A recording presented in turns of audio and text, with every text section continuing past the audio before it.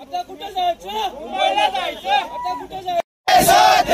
मनोज दादा जरांगे पाटील, तुम आगे बढ़ो, हम तुम्हारे साथ हैं.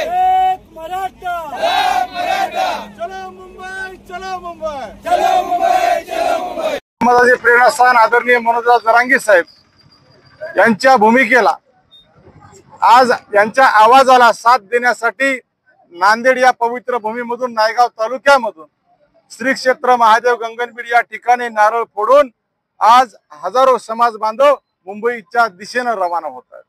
मला या निमित्तानं सरकारला इशारा द्यायचा, गावगड्यातली वेदना, इथल्या शेतकऱ्यांची, इथल्या सकल मराठा समाजाची, गोरगरिबांची वेदना मांडण्याचं काम या राज्यामध्ये प्राधान्याने मनोजदादा जरांगे साहेब करत आहेत.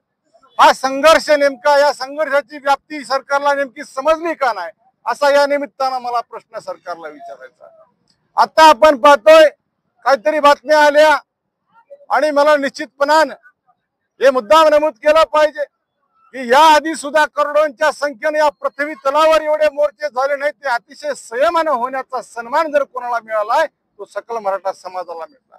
आणि त्या समाजाचे घटक म्हणून आज आमचा एक सर्वसामान्य कुटुंबातला लढवय्या ज्या मागणीसाठी आपल्या जीवाची बाजी लावण्याचं काम या ठिकाणी सरकारवर त्यांनी आपल्या जीवाची बाजी लावून करतात की गावगड्यातला गोरगरीब कष्टकरी माझा समाज हा पुढे आला पाहिजे.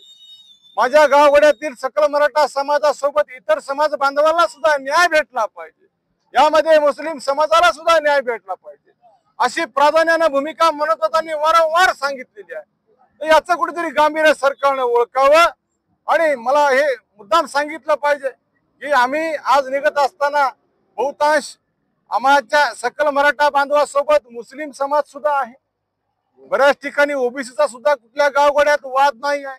सगळे आम्ही भाऊ बंधाच्या सारखं आम्ही सर्व कुटुंबामध्ये आमच्या खेड्यामध्ये आम्ही राहतो. त्याच्यामुळं निश्चितपणानं गांभीर्यानं सरकारनं आदरणीय मनोजदादांच्या सर्वच्या सर्व मागण्या मान्य कराव्या